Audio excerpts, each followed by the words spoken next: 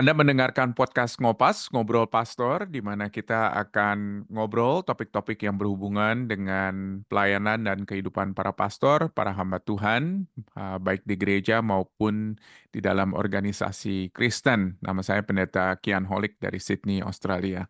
Nah, sebelum kita melanjutkan, jangan lupa untuk subscribe channel ini dan nyalakan loncengnya di YouTube, supaya apabila ada video-video yang kami upload, Anda bisa dapat langsung mengetahuinya.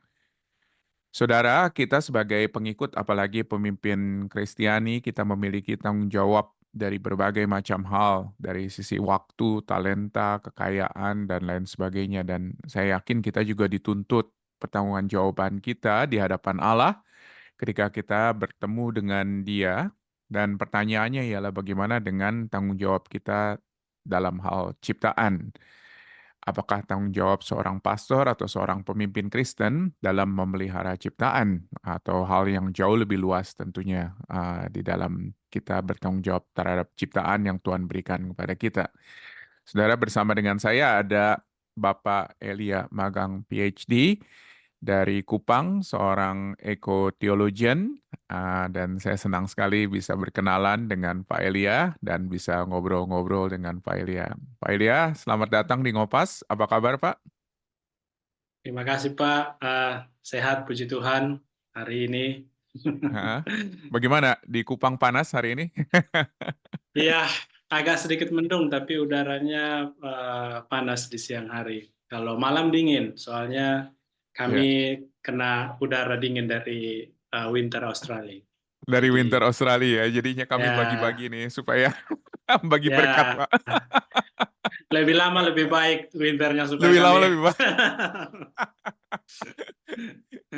Baik, Pak Elia. Pak Elia, terima kasih banyak. Pak Elia bisa tolong ceritakan kepada kami mengenai pelayanan Bapak sekarang ini, apa saja kegiatan yang dilakukan, dan hal-hal apa saja yang bisa kami tahu dari pelayanan Pak Elia. Silakan, Pak.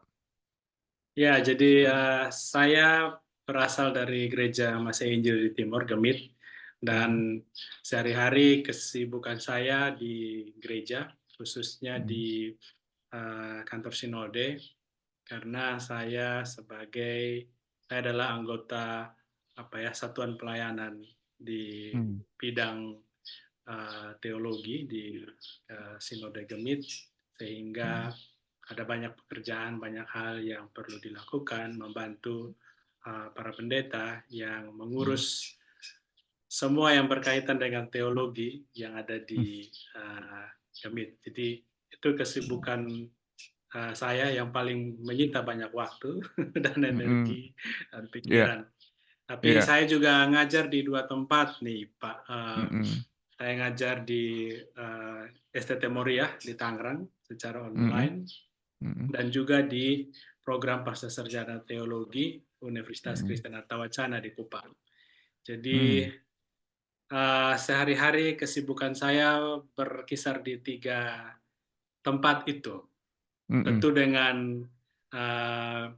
dengan fokus saya itu kepada bidang teologi dan lingkungan, teologi mhm, dan ekologi mhm. uh, yang dikerjakan di gereja kami maupun yang diajarkan di kedua kampus itu. Baik, baik. Wow, terima kasih Pak Elia. Luar biasa kesibukannya, dan saya yakin dan percaya waktu Bapak sangat berharga sekali nih buat kami nih. Terima kasih banyak Pak Elia. Pak Elia, kepingin tahu juga nih, Bapak tentunya tertarik dengan ekoteologi begitu ya. Apa yang membuat Bapak tertarik nih? Kami penasaran sekali nih. Maksudnya kenapa tiba-tiba dari Kupang tertarik dengan masalah-masalah yang berhubungan dengan ekoteologi? Silakan Pak Elia. Iya, jadi memang saya tertarik dengan subdisiplin ini. Awalnya itu memang dipengaruhi oleh seorang dosen etika lingkungan waktu saya kuliah S1 di Kupang. Hmm, Dan setelah itu, setelah saya tamat itu saya menjadi asistennya dan hmm, saya pernah ngedit disertasi doktoralnya hmm, yang berkaitan dengan ekologi. Jadi dia hmm, ekoantropologi dari hmm, perspektif teologi. Jadi hmm, saya ngedit disertasinya panjang sekali. Dia hmm, hmm, kuliah di STFT Jakarta waktu itu. hmm, Jadi karena saya baca Hmm. dan mendalaminya, karena harus lihat kata per kata kan. Akhirnya Hmm. saya jadi Hmm. tertarik, oh iya ya ini isunya waktu kami kuliah memang Ya. disampaikan, tapi Hmm. saya lebih tertarik lagi karena disertasinya ini. Jadi dia itu bahas tentang Hmm. hutan di salah Hmm. satu wilayah di Kupang ini, di Hmm. wilayah Amarasi namanya. Hmm. Hutan Hmm. yang sekarang itu sudah gundul, Hmm. sudah rusak. Nah, dari luar kita Hmm. masih lihat hutannya, tapi di dalamnya itu sudah orang sudah tebang sembarangan, lah sudah rusak. Hmm. Dan dia bilang, berdasarkan penelitiannya itu, salah Hmm. satu penyebab utama kenapa hutan itu rusak adalah Hmm. kekristenan.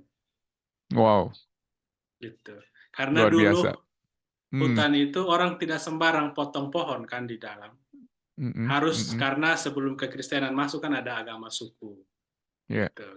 Jadi Hmm. dengan kearifan lokal mereka itu mereka merawat tidak boleh sembarang potong pohon, harus ada izinnya. Gitu. Hmm. Karena bagi Hmm. mereka pohon itu punya pemiliknya yaitu Tuhan. Hmm. Jadi Hmm. kalau mau potong ya harus Hmm. izin dulu ke Tuhan.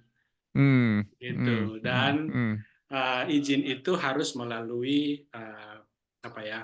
Seperti imamnya lah, pendeta lah, kepala Hmm. suku, Hmm. bagian yang ditugaskan untuk itu di dalam suku. Nah, Hmm. kekristenan waktu datang itu kan Hmm. anggap itu semua setan kan. Ini pohon milik Tuhan Allah, milik Yesus Kristus, dalam nama Tuhan Yesus, potong saja. Akhirnya Jadi rusak kehilangan ya. gitu. Iya, Iya, iya. jadi waktu itu mungkin ya kekristenan itu terlalu cepat mengambil kesimpulan gitu, Mm-mm. menganggap semua Mm-mm. yang ada di situ Mm. salah gitu ya di Mm. luar Tuhan. Mm. Padahal sih menurut Pak Inabui ini Mm. kalau kita lihat lebih jauh sebenarnya ada titik temu di situ bahwa Mm. pemilik pohon-pohon itu yang dimaksudkan adalah Tuhan Allah. Gitu. Jadi Mm. sebenarnya kan kita bisa kekristenan kan bisa connect itu ke kejadian kan. Oh ini Tuhan yang Yep. menciptakan, ini milik Tuhan. Jadi kalau mau Yep. potong ya ya izin dulu di Tuhan gitu. Mm. Nah Mm. izin potong Mm. pohon itu kan tidak ada dalam Alkitab kan. Tapi di agama suku ini yang Yep. mereka berupaya untuk menangkap penyataan Tuhan yang secara umum itu ya dalam Mm-mm. tradisi yang saya ikuti, tradisi kekristenan, maka kan ya itu kan Mm. menolong kita sebenarnya kekristenan. Itu bahwa Mm. Alkitab memang tidak terlalu fokus sampai sedetail itu dengan Mm. ciptaan lain kan, Mm. dengan Mm. hutan misalnya. Nah, Mm. yang detail-detail itu menurut saya kita jumpai di kearifan-kearifan lokal Mm. yang Mm. berusaha dengan segala keterbatasan mereka berjumpa dengan Tuhan yang menciptakan, Tuhan yang Yep. memelihara merawat kehidupan di planet ini, Mm-mm. maka sebenarnya kita bisa berdialog di situ. Dan Mm.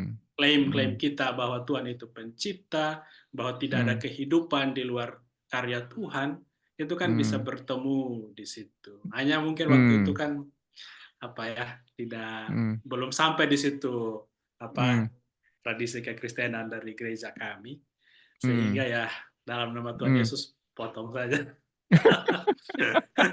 Wah, terima kasih banyak Pak Elia udah Ya. menceritakan latar belakang sedikit kenapa ketertarikan terhadap topik ini. Tapi memang Pak, kalau misalnya kita bicarakan ya hal ini ya, seringkali kita itu berpikir secara naif sekali dan berpikir bahwa ranah ini bukan ranahnya tanggung jawab seorang pemimpin Kristen atau seorang pastor, boleh dikatakan. Ini adalah ranahnya pastor itu adalah ranah masalah teologi, spiritualitas, begitu ya, dan merasa bahwa tidak tidak apa bertanggung jawab dalam hal ini. Tapi tentunya dari kitab Kejadian jelas sekali ada keseimbangan antara bagaimana kita harus memelihara ciptaan dan juga bagaimana kita harus berkuasa atas ciptaan, begitu ya. Nah, saya penasaran nih, kepengen tanya ke Pak Elia gitu. Jadi sebetulnya ini tanggung jawab seorang pemimpin Kristen atau bukan, Pak, menurut Bapak untuk bertanggung jawab terhadap ciptaan dan lingkungan? Iya, itu pertanyaan yang penting sekali ya, karena Mm-mm. memang selama ini itu dianggap tidak penting bagi pemimpin Kristen. Gereja itu urusannya bukan itu. Gereja itu Mm. urusannya adalah Mm. menginjili, Mm. memberitakan pengampunan dosa supaya orang bertobat, dan kemudian Ya. orang menikmati persekutuan dengan Tuhan Allah di dalam atau mm, melalui pelayanan gereja. Nah, mm, tapi kan mm, Alkitab kan tidak sesempit itu. Kekristenan kan mm, tidak sesederhana, dalam tanda petik ya sederhana ya, tidak mm, sesederhana itu. ya, Uh, Tugas kita tidak sesedikit itu. Kalau mm, gitu, mm, terlalu mm, banyak gitu ya, terlalu banyak mm, tugas. Dan salah satunya adalah merawat alam. Kalau mm, kita lihat kejadian itu kan sudah cukup jelas ya, mm, bahwa yang disebut ciptaan yang baik itu semua yang Tuhan Allah ciptakan itu baik, dan manusia mm, itu diciptakan di belakangan, mm, menunjukkan bahwa tanpa manusia semuanya juga sudah baik duluan gitu ya. Ciptaan mm, Allah itu Allah mm, Allah menilai ya, mm, memberi penilaian bahwa ciptaannya itu baik bahkan sebelum manusia ada. Waktu mm, manusia ada juga disebut baik, lalu kemudian sungguh amat baik, yang mm, menurut seorang ekoteologian dari kalangan Injili, Richard Bauckham bilang, sangat mm, baik itu bukan karena manusia datang baru sangat baik, tetapi Allah melihat semuanya secara utuh, secara mm, keseluruhan. mm, Dalam relasi komunitas ciptaan itulah yang disebut sangat baik. Dan manusia mm, ditempatkan untuk menikmati kebaikan itu dan merawat mm, kebaikan itu. Kalau kita mm, pahami perintah Tuhan untuk merawat ciptaan dan melestarikannya, atau mm, yang di dalam bahasa Alkitab disebut kuasa, berkuasa atas alam, tapi dalam konteks di mana memelihara supaya mm, kehidupan komunitas ciptaan Allah yang sangat amat baik itu dapat terpelihara. Jadi tugas mm, itu kan tugas kepada semua orang Kristen sebenarnya. mm, Pemimpin mm, gereja apalagi harus melakukan itu. Itu mm, karena mm, selain karena perintah itu sebagai gembala ya, kalau kita omong pemimpin mm, gereja ya, sebagai ya, ya, gembala itu kalau mm, kita ingat Mazmur 23, mm, gembala yang baik, kita kan di apa ya, meneladani gembala, sang gembala yang baik kan, yaitu Tuhan mm, Allah sendiri. mm, Nah, di Mazmur itu kan gembala baik yang baik itu kan memimpin dombanya ke rumput hijau, ke air yang mm, tenang, dan mm, seterusnya. Jadi itu mm, sesuatu yang real ya, yang mm, banyak kali itu dia hanya dipahami hanya sebagai gambaran saja, tetapi mm, itu kan bertolak dari kenyataan orang Israel tentang mm, bagaimana relasi gembala dengan domba-dombanya. Tugas gembala itu apa? Tugasnya mm, adalah memastikan supaya domba-dombanya itu bisa dapat makan, mm, dapat mm, air.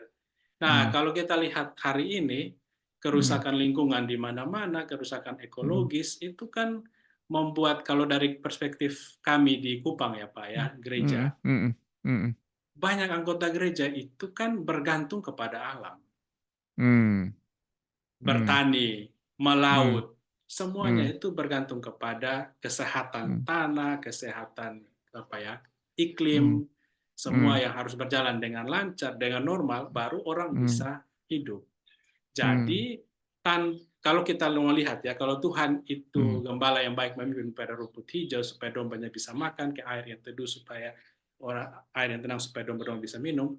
Nah, ya, tugas penggembalaan itu kalau kita kaitkan, kalau saya refleksikan dalam mm, konteks kita ya, kamu mesti pastikan bahwa memang ada rumput hijau, ada air yang mm, bersih di situ mm, supaya mm, domba-dombamu ini kan bisa hidup, bisa mm, makan, bisa mm, minum gitu. mm, mm, Karena ya kita lihat Tuhan Yesus sang gembala yang mm, teladan kita itu juga kan kasih makan orang gitu ya. Di ya, waktu dia memberi makan orang banyak, dia bilang kepada murid-murid, kamu harus memberi mereka makan.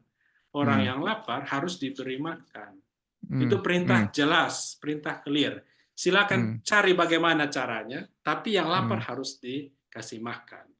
mm, Nah, dalam konteks di mana banyak anggota gereja kita, masyarakat dunia ini yang bergantung kepada alam untuk kehidupan sehari-hari, ya mm, kalau kita merawat alam, itu sama dengan mm, kita memastikan bahwa orang-orang ini bisa tetap dapat makanan dari alam. Jadi itu mm, menurut saya tugas yang juga Injil itu ya, itu bagian mm, dari mm, pemberitaan mm, Injil juga, kabar baik dari Yesus mm, Kristus. Kalau kita bilang Injil itu adalah kekuatan Allah yang mentransformasi segala sesuatu, mm, Maka ketika kita memberitakan Injil, seharusnya Injil itu mentransformasi sampai kepada seluruh aspek, termasuk mm, ekologi, termasuk lingkungan. Gitu. mm, Dan orang mm, akan bilang, sepowerful apa sih Injil yang kamu beritakan? Apakah mm, hanya untuk membuat orang bertobat dan tidak? Ya, yeah, tetapi sampai membuat seluruh alam ciptaan Tuhan ini mm, menjadi mm, ditransformasi menjadi mm, mm, baru. Gitu. mm, Di yep, that, belakangan, ya mm, belakangan ini saya memang mencoba untuk mendalami itu, Pak. mm, Bagaimana mm, Injil itu dikaitkan dengan apa ya, dengan masalah ekologis, dengan yeah, krisis ekologis. Dan saya berjumpa dengan misalnya seorang teolog seperti Christoph Wright mm, dan teolog-teolog yang lain yang memang sanggup atau mampu menjembatani apa yang Alkitab bilang mm, dengan apa apa yang kita bilang tentang tugas penginjilan dengan tugas mm, untuk merawat lingkungan. Itu salah mm, satu yang saya sedang baca itu yeah, uh, dia si Colin mhm, Holdsworth ini dia misalnya bilang begini. Evangelism that is essential to creation care is not about mm, getting people to church, but getting people to be church. Ini mm, menarik ya. mm, mm, Mengabarkan Injil dalam konteks memelihara alam itu bukan membawa orang masuk ke gereja, mm, tapi mm, membuat orang yang ada membuat orang Kristen itu mm, menjadi gereja.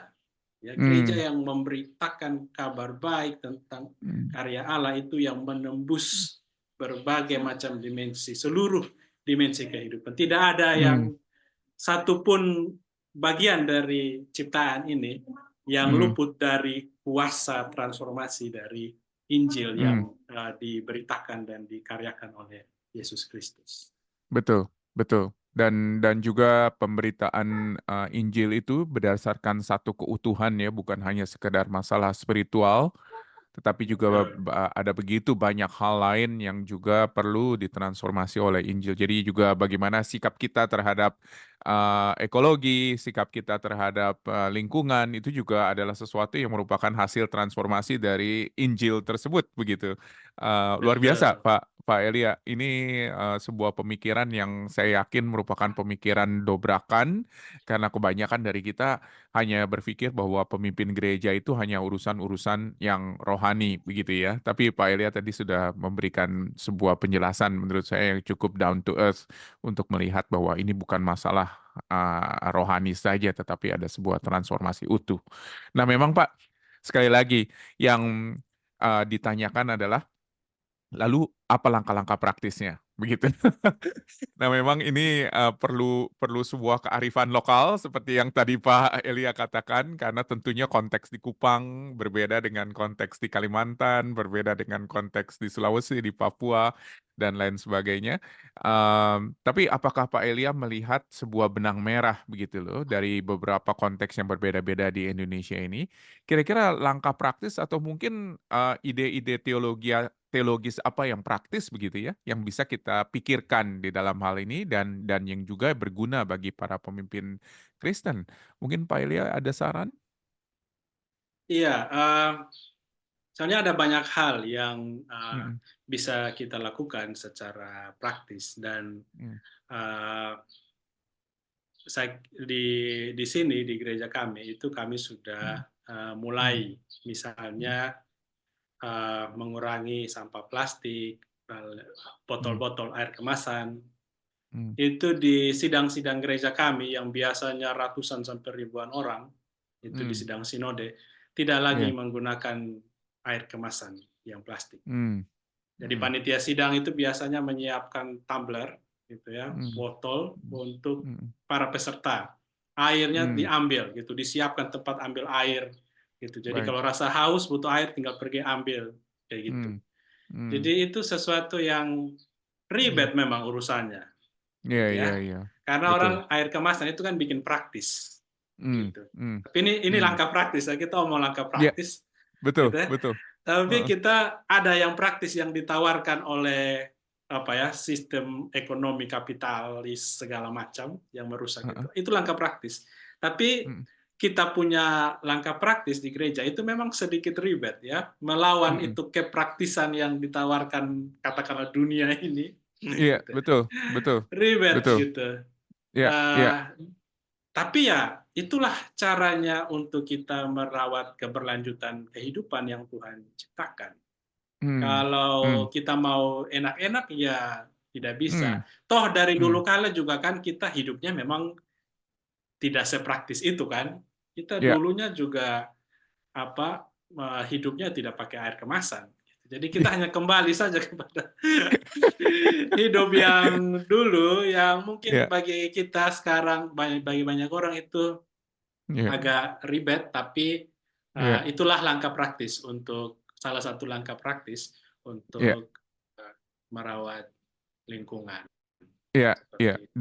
dan hal-hal juga yang berhubungan dengan pemeliharaan hutan dan lain sebagainya, tentunya memerlukan sebuah langkah yang tidak praktis ya, Pak, ya. Jadinya, Betul, eee betul, dengan menanam hutan kembali atau bahkan juga dengan menggemburkan tanah dan lain sebagainya. betul. Ada begitu banyak hal-hal yang mungkin tidak ekonomis menurut saya di mata kita, tetapi itu yang memang harus dilakukan oleh pemimpin-pemimpin Kristen begitu untuk mendorong Ya, umatnya supaya mereka juga giat di dalam melakukan hal ini. Kira-kira filosofinya di baliknya seperti itu, Pak? iya. Dan lebih susah lagi kalau kita berhadapan dengan politik, dengan Mmm, yang memegang kuasa. mmm, Misalnya tambang misalnya. Kalau pemerintah iya, sudah izinkan untuk perusahaan tambang itu boleh beroperasi dan mmm, tambang itu ternyata merusak, mmm, itu kan pergerakan kita untuk merawat lingkungan itu bukan lagi hal praktis, itu sudah sampai mmm, kepada advokasi, mmm, perjuangan bersama orang-orang kecil di iya, tempat mereka. Itu lebih mmm, apa ya, lebih rumit lagi, lebih kompleks lagi itu kalau misalnya tambang itu di mmm, dalam jemaat kita mmm, ada yang mendapat mmm. keuntungan dari tambang, ada yang ada yang menderita, ada yang beruntung. Iya Nah iya. ini kan kita mau bagaimana gitu ya. Apalagi apalagi dibilang bahwa, "Wah, ini keuntungannya untuk gereja loh." Betul, betul. Nah itu kan atau potong hutan misalnya untuk bangun Iya. mimbar gereja yang besar, yang tinggi, yang megah. Habis Nah, itu iya ya, iya.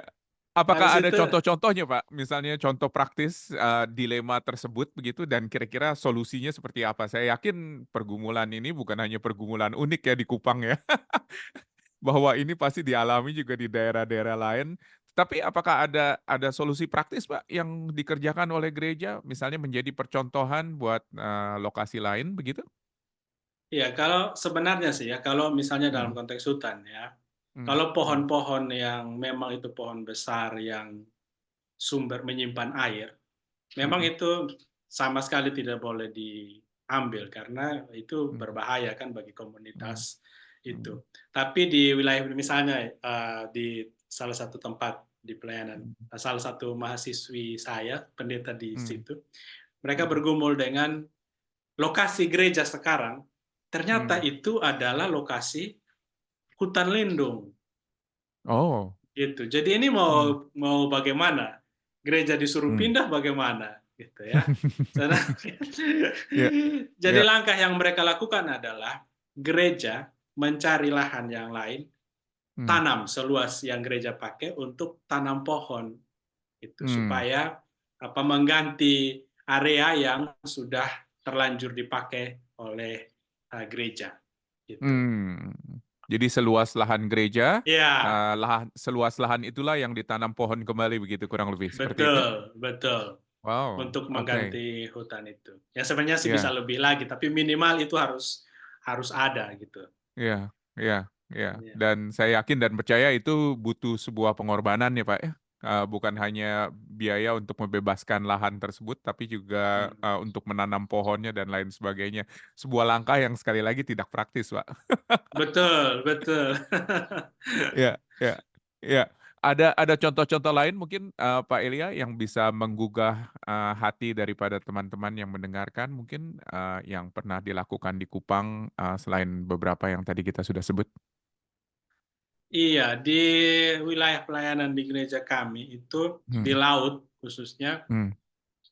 uh, kami sedang berupaya untuk menanam mangrove. Hmm. Banyak banyak gereja-gereja lokal kami Ya, yang ya. menanam bakau karena apa ya, bakau itu Hmm. banyak sekali manfaat. Sudah rusak, ya, sudah Hmm. rusak Hmm. oleh berbagai macam kepentingan, Hmm. dan sekarang masyarakat melihat bahwa itu sangat penting, sehingga Hmm. di Hmm. banyak tempat di gereja kami itu program, misalnya kaum bapa itu mereka Hmm. masuk ke laut, tanam mangrove Hmm. dan pelihara Wow. mangrove sebanyak mungkin. Bahkan Wow. dalam konteks di mana terumbu karang kami itu sudah rusak Hmm. oleh Hmm. praktik bom ikan dan lain-lain. Hmm. Sekarang gereja kami juga sudah mulai berpikir dan sudah melakukan Hmm. transplantasi terumbu karang di Hmm. laut, bekerja sama dengan Kementerian Kelautan dan Perikanan Indonesia. Jadi Hmm. kita Hmm. tanam. Terus itu Hmm. sudah dari tahun 2019 atau 2020. Hmm. Lalu Hmm. datanglah badai Seroja dan hancurlah Hmm. yang sudah kami tanam gitu ya. Wow. Tapi Wow, sekarang sayang sekali. mau ditanam Hmm. lagi gitu ya. Ya. Hmm. Karena tanpa itu orang-orang Hmm. kecil di pesisir itu Hmm. tidak bisa mendapatkan makanan yang bergizi. Hmm. Jadi Hmm. ini mungkin untuk semua saudara-saudari pemimpin gereja yang lain, pasti di tempat Hmm. masing-masing. Kalau di Indonesia itu Hmm. mungkin tahu ya bahwa di Hmm. wilayah pesisir Hmm. itu, di Indonesia itu daerah paling miskin itu daerah pesisir. Nelayan itu Hmm. nelayan paling Hmm. miskin di Hmm. tengah-tengah kekayaan laut Indonesia ya. Itu memang Hmm. sebuah ironi. Hmm. Nah, dalam tradisi lokal, kearifan Ya. lokal, itu biasanya makanan bagi orang-orang kecil, orang-orang Hmm. yang tidak punya perahu, Hmm. orang-orang yang tidak punya alat penangkapan yang cukup baik. Biasanya Hmm. mereka itu sangat bergantung makanannya dari laut. Jadi Hmm. biasanya kan laut itu sehari surut 2 kali kan. Hmm. Nah, waktu Hmm. laut surut itu kan ada ikan-ikan kecil atau Hmm. Hmm. makanan sayur-sayuran laut itu yang Hmm. ada, yang bisa dipungut gitu. Hmm. Nah, Hmm. orang-orang kecil inilah yang biasanya pergi untuk pungut itu setiap Hmm. hari untuk Hmm. konsumsi nutrisi mereka setiap hari, Hmm. protein dan lain-lain Hmm. yang dapat dari Hmm. makanan laut. Nah, Hmm. sekarang kehidupan itu mulai terancam oleh perubahan iklim. Hmm. Karena karang mati, ya, terumbu Hmm. karang mati berarti ikan-ikan kecil kan kehilangan rumah. Jadi ikan akan Hmm. semakin jauh dari wilayah pesisir kan. Jadi orang semakin Hmm. susah untuk mendapatkan ikan gitu. Hmm. Jadi Hmm. kami memang sangat sangat ingin supaya Hmm. selalu tersedia makanan di wilayah pesisir ini untuk Hmm. orang-orang yang belum bisa kami tolong untuk Hmm. apa ya, mengubah kehidupan mereka. Harus Hmm. selalu ada makanan di laut yang untuk Hmm. diambil. Begitu. Hmm. Saya juga besar di Hmm. pesisir dan pernah Hmm. melakukan praktik itu ya. Waktu Hmm. laut surut Hmm. kami rame-rame itu pergi dan ambil Hmm. ikan dan pulang itu senang sekali. Ikan-ikan yang Hmm. kecil tetapi itulah sumber nutrisi kami gitu ya, orang-orang Hmm. di pesisir. Dan untuk Hmm. berhadapan dengan masalah itu, Hmm. ya hal-hal yang praktis yang tadi saya sebutkan itu bisa kita lakukan. Hmm. Tetapi berhadapan dengan perubahan iklim itu kan hal Hmm. yang kompleks. Hmm. Orang di belahan bumi utara, di Eropa dan Amerika Utara yang paling menyebabkan perubahan iklim, tapi kita Hmm. di sini orang-orang kecil di pesisir yang paling menderita, paling terancam. Menderita. Ya, Itu betul. kan Betul tidak sekali. tidak adil gitu. Dan Hmm. untuk menyampaikan kepada orang-orang di barat sana itu Hmm. kan tidak bisa Hmm. saya dari sini bilang, hei kalian tolong kurangi penggunaan apa ya, bahan bakar fosil. Kan tidak Iya, bisa iya, gitu ya. iya. Itu butuh institusi gereja yang lebih besar dengan Hmm. pemerintah, dan itu Hmm.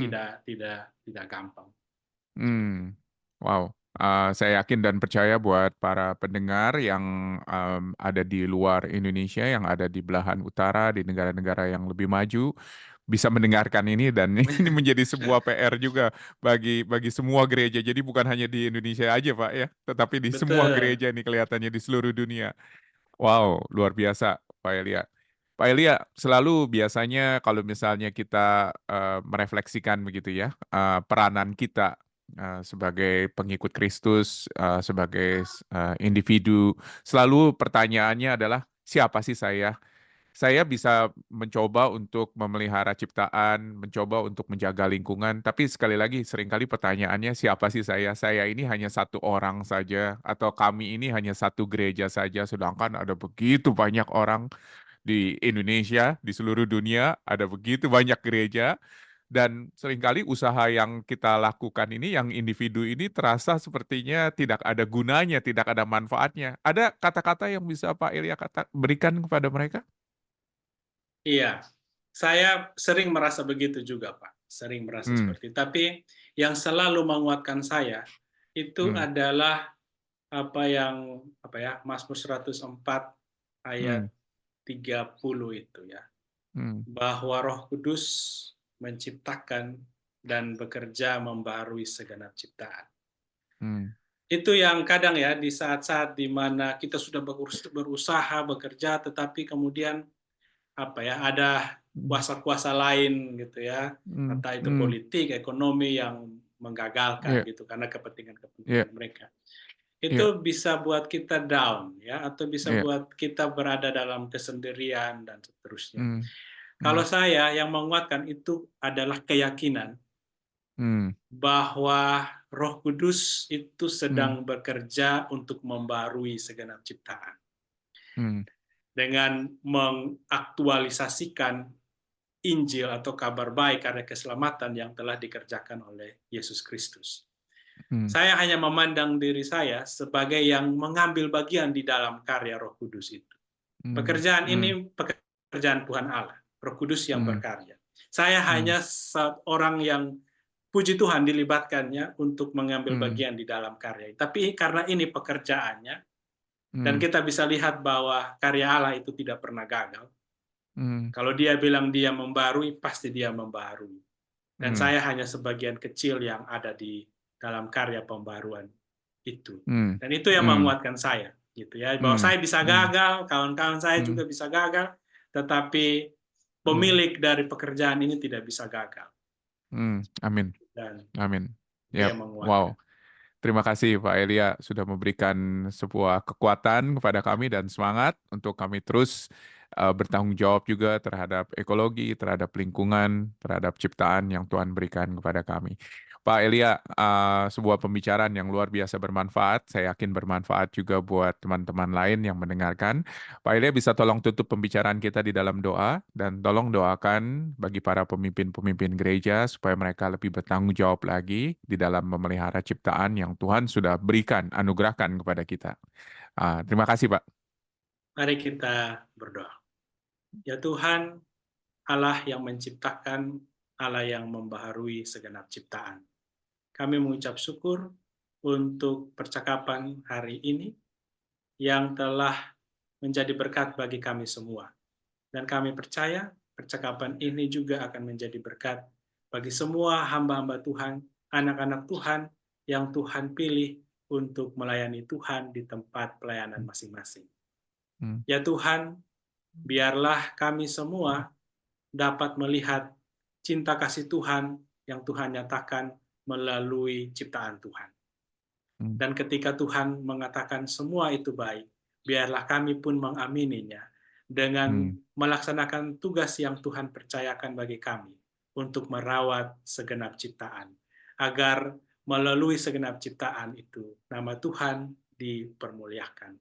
Kami hmm, percaya bahwa karya Yesus Kristus itu menembus, menerobos ke segala dimensi kehidupan.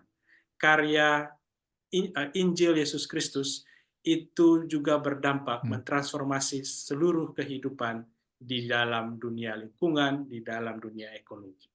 Karena itu biarlah kami mau memberi diri untuk terlibat di dalam karya itu, supaya kami dapat mewujudkan, memberitakan, dan mewujud hmm, nyatakan Injil karya Kristus yang mendamaikan seluruh ciptaan itu di hmm, tengah-tengah dunia pelayanan hmm, kami yang Engkau berikan. Terima hmm, kasih ya Tuhan, Dalam nama Tuhan Yesus Kristus, Juru Selamat kami telah datang dan berdoa kepadamu. Amin. Amin.